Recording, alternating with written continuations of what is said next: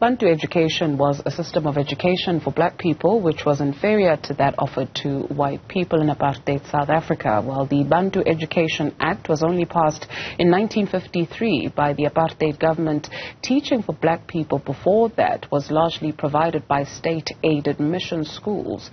We get some insight on this Youth Month on Bantu education and some of its remnants in present-day South Africa. We're joined by the former Minister of Arts and Culture, Mr. Pallo Jordan. Mr. Jordan, good morning to you. Can you hear us? Good morning. Thank you so much. Good morning, viewers. Thank you very much for your time. I would like for us to start by taking a look at an excerpt from a speech by the Native Affairs Minister on the 7th of June in 1954. If we can bring that up for our viewers to see as well.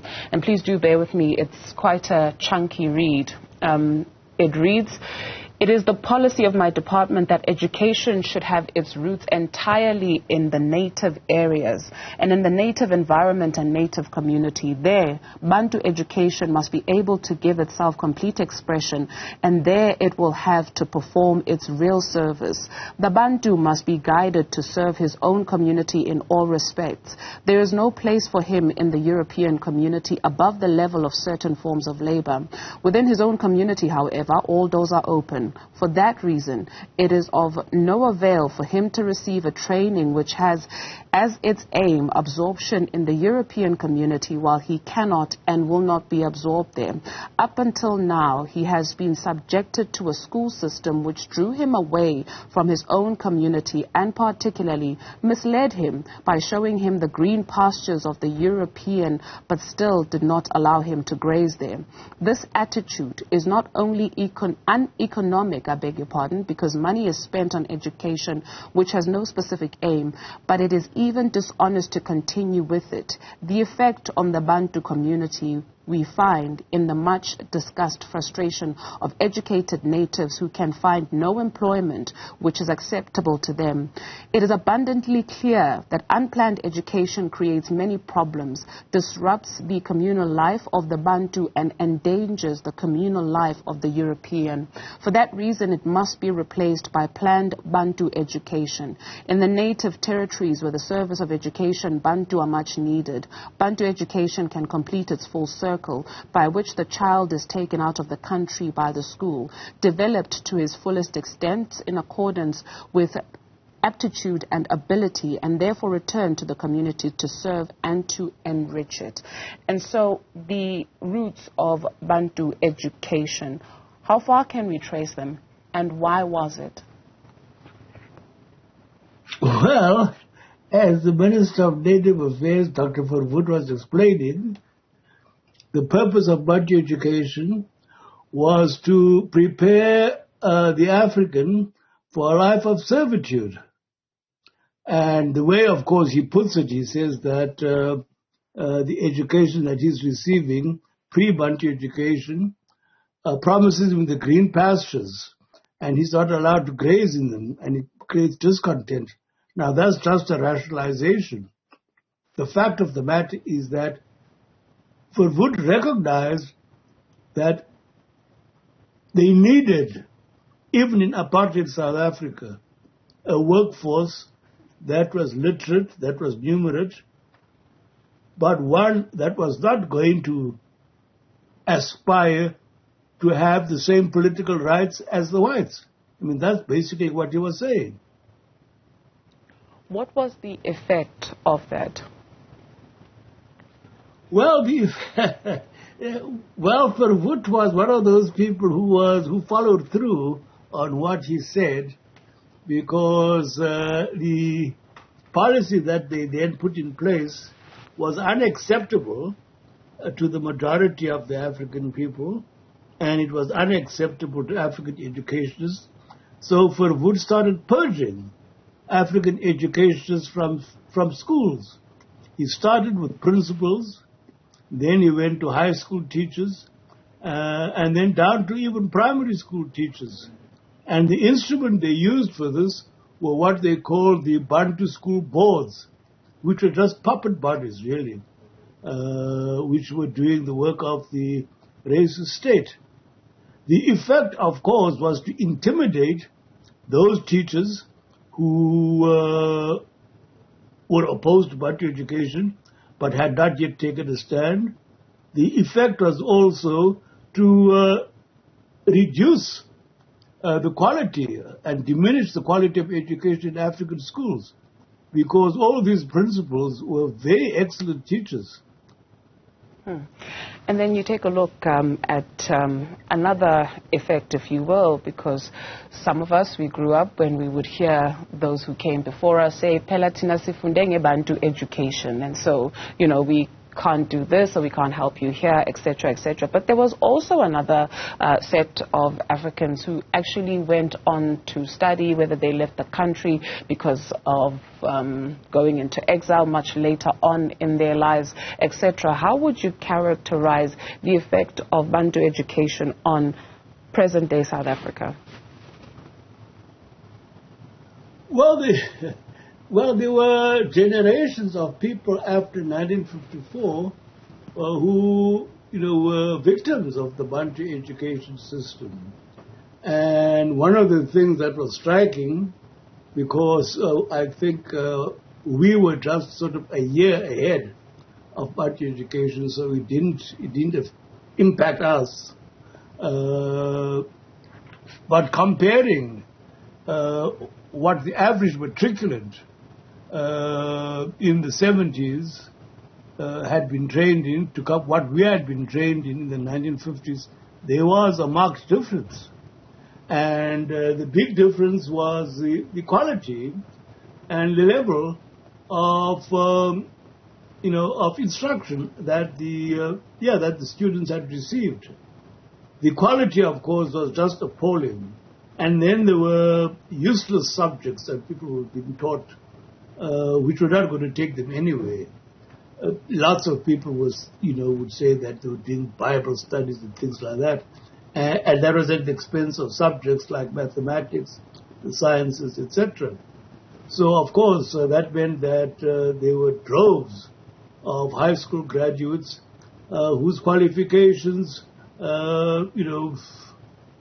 didn't really suit them for certain types of work, didn't suit them for the job market. And of course it meant that South Africa, after Bantu education, depended on 12% of its population to do all the skilled work, 12% of its population to do all the highly skilled technical work, 12% of its population to do a lot of the really heavy-duty work in the executive branches of business. That was the impact. And we are still feeling the effects today. Let's take a look at the syllabus, if we can bring that up for our viewers also to take a look with us. So the medium of instruction throughout the whole course is vernacular, except in the case of English and Afrikaans. The following are the subjects, and the time allocated to each is indicated in brackets in minutes per week. Religious instruction, Afrikaans, English, arithmetic, social studies, health education, nature studies, singing and games, needlework, tree planting and soil conservation, handwork and homecraft, gardening for boys and girls, and so it goes. So you spoke of some useless subjects and the education of today. Would you say that it suits the jobs that you speak of, that the education of the time or some of those subjects were not preparing children for the future? Today in present-day South Africa, are we preparing our children for the future with our education? The education system that we have in South Africa now, at least, is equal for everybody. It is not racially discriminatory. The impact of past policies, of course, does affect what we can offer in terms of our educational system today.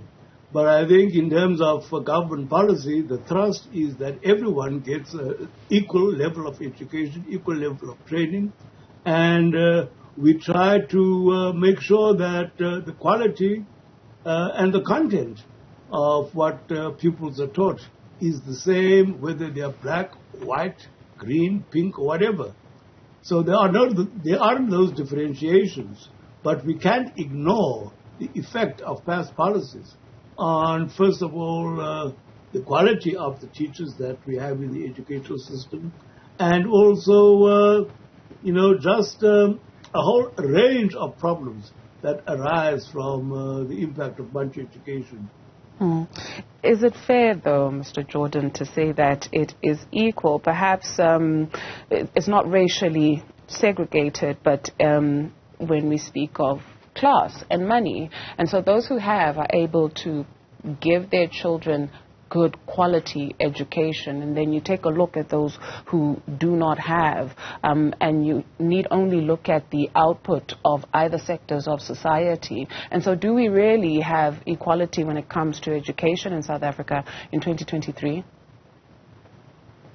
Well, in those terms, we don't have equality in the society, because in terms of economic opportunities, of course, we don't have equality in the society, and that will reflect itself also, of course, in access to a number of things like education, like housing, like transport, like accommodation, etc., etc., etc. So unless we are going to address those basic inequalities in society, there will always be this disparity. We have the same disparities in Britain, in the United States, in France, that those who have can afford a better education for their children. In the United States, those who have can sometimes just simply buy it for their children. Those inequalities result in that uneven distribution of qualifications amongst those who have and those who do not have.